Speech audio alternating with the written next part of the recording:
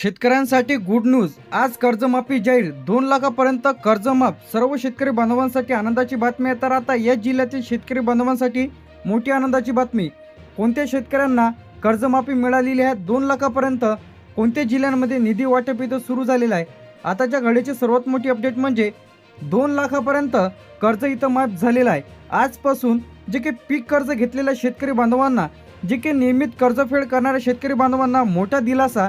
2 लाखापर्यंत कर्जमाफी इथं माफ झालेलं आहे। आता ही जी कर्जमाफी आहे, कोणाला मिळणार कर्जमाफ? तर यामध्ये सर्वात मोठी अपडेट म्हणजे पीक कर्ज घेतलेले शेतकरी बांधव, राष्ट्रीयकृत बँक असेल, सहकारी बँक असेल, अशा माध्यमातून जे काही तुम्ही कर्ज घेतलेले असेल 2 लाखापर्यंत कर्ज इथं अखेर आजपासून माफ। तर आताच्या घडीची सर्वात मोठी अपडेट म्हणजे आता यादीमध्ये तुमचं नाव आहे की नाही लगेच तुम्ही तपासा। यादीमध्ये नाव असल्याच्या नंतर तुम्हाला तुमची ई-KYC करायची आहे। ई-KYC केल्याच्या नंतरच तुमचं कर्ज इथं माफ होणार आहे। आता कोणाचं कर्ज इथं माफ होणार नाही, कोण यामध्ये अपात्र राहणार आहे?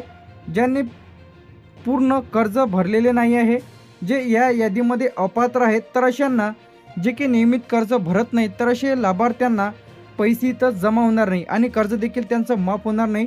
तर आता या 15 जिल्ह्यांमध्ये या 15 जिल्ह्यांची यादी तर जाहीर झालेली आहे। आपण सुद्धा या व्हिडिओमध्येच पाहणार आहे 15 जिल्हे कोणकोणते आहे। तर आता यामध्ये नाशिक, अहमदनगर वाटप सुरू झालेले आहे। बीड, लातूर प्रक्रिया सुरू आहे इतर जिल्ह्यांमध्ये। तर आता यामध्ये 15 जिल्हे कोणत्या जिल्ह्यांमध्ये कर्जमाफी 2 लाखापर्यंत, त्याचप्रमाणे कोणते जिल्हे पेंडिंग आहे, कोणत्या जिल्ह्यात जे काही कर्जमाफी जाहीर झालेली आहे आपण पाहणार आहे। आता यामध्ये जे आहे पैसे कसे येणार आहेत? तर आता हे जे पैसे आहेत ते थेट डीबीटीच्या माध्यमातून जमा होणार आहे। तर आता कर्जमाफी सविस्तर अपडेट म्हणजे आता यामध्ये जे की राज्य सरकार आता कर्जबाजारी शेतकऱ्यांना दिलासा देणार आहे। तर आताची घडीची सर्वात मोठी अपडेट म्हणजे आता यामध्ये एकूण 36 जिल्ह्यांचा समावेश आहे। किती? 36 जिल्हे। तर आता वाटप सुरू झालेले जे की आपण 15 जिल्हे पाहणार आहे। किती? 15 जिल्हे। तर आता सर्वप्रथम यामध्ये पुणे, नाशिक, अहमदनगर, छत्रपती संभाजीनगर, जळगाव, कोल्हापूर, सांगली, सातारा, सोलापूर, नागपूर, चंद्रपूर, वर्धा, बुलढाणा, अकोला, अमरावती। तर हे जे काही 15 जिल्हे आहे, पुणे, नाशिक, अहमदनगर, छत्रपती संभाजीनगर, जळगाव, कोल्हापूर, सांगली, सातारा, नागपूर, अमरावती, अकोला, बुलढाणा, वर्धा, चंद्रपूर, तर या जिल्ह्यांमध्ये कर्जमाफी 2 लाखापर्यंत जाहीर झालेली आहे। यानंतर जे ते 10 जिल्हे, हे 10 जिल्हे हे प्रक्रिया सुरू आहे, लवकरच कर्जमाफी जाहीर होईल। बीड, लातूर, धाराशिव, नांदेड, हिंगोली, परभणी, यवतमाळ, गोंदिया, गडचिरोली, भंडारा, तर एकूण 10 जिल्ह्यांचा यामध्ये समावेश आहे। गडचिरोली, गोंदिया, यवतमाळ, परभणी, नांदेड, धाराशिव, लातूर, बीड, भंडारा। यानंतर जे काही जिल्हे आहेत यामध्ये लवकरच सुरू होईल। हे जे काही जिल्हे यामध्ये ठाणे, पालघर, रायगड, रत्नागिरी, सिंधुदुर्ग, धुळे, नंदुरबार, जालना, वाशिम, मुंबई उपनगर, तर या जिल्ह्यांमध्ये समावेश आहे।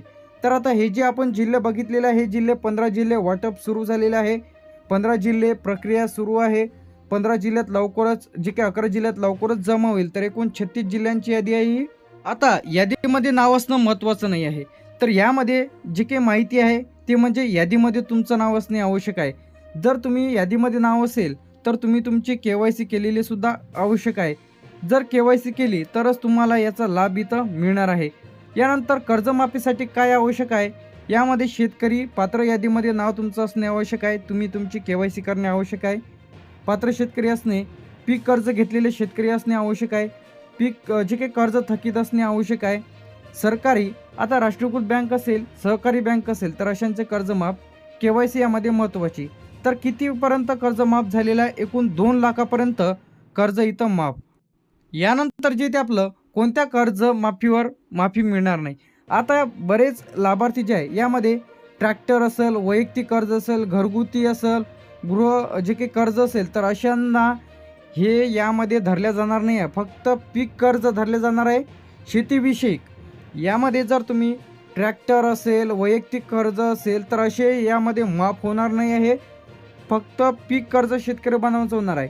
प्रक्रिया कशी चालते, सरकार पात्र शेतकऱ्यांची यादी तयार करते, बँक खात्यात डेटा अपडेट केला जातो, मंजुरी दिली जाते. यानंतर आता हा जो लेखी अर्ज आहे ते आपण इथं देणार आहे. सर्वप्रथम पहिले बँकेला देणार आहे. ज्यांचं कोणाचं यादीमध्ये नाव आहे तरीसुद्धा कर्जमाफी झालेली नाही, बँक शाखा लिहा. पीक कर्ज, जे की यामध्ये कर्जमाफी योजनेचे नाव समाविष्ट करण्याबाबत आता ज्यांचं यादीमध्ये नाव आहे यांनी पूर्ण नाव लिहा, राहणार, बँकेचे नाव, खाते क्रमांक हे तुम्हाला संपूर्ण माहितीतून लिहून घ्यायचे आहे. यानंतर इथे आपला याचाच तुम्ही स्क्रीनशॉट काढून घ्या. अर्जदाराचे संपूर्ण नाव, सिग्नेचर करा, मोबाईल नंबर, दिनांक आणि यासोबतच तुम्हाला कागदपत्र जोडायचे आहे. त्यामध्ये तुम्हाला आधार कार्डची एक झेरॉक्स, बँक पासबुकची एक झेरॉक्स, पीक कर्ज खाते तपशील, 7/12 आणि इतर कागदपत्रे त्यासोबत तुम्हाला जोडायची आहे. यानंतर येते तहसीलदाराला अर्ज. तर आता कर्जमाफी योजनेचा लाभ मिळवण्यासाठी अर्ज, तर प्रति तहसीलदार साहेब, तहसील कार्यालय, जिल्हा लिहायचा आहे. यानंतर महोदय. यानंतर येते अर्जदाराचे नाव, राहणार, तालुका, जिल्हा. यानंतर मी सहमत आहे, मी एक शेतकरी असून माझ्याकडे शेतजमीन आहे, त्याचप्रमाणे हे बँक आहे, ही तुम्हाला हा जो महिना आहे जसाच्या तसा तुम्ही याचा स्क्रीनशॉट काढून घ्या आणि लिहा.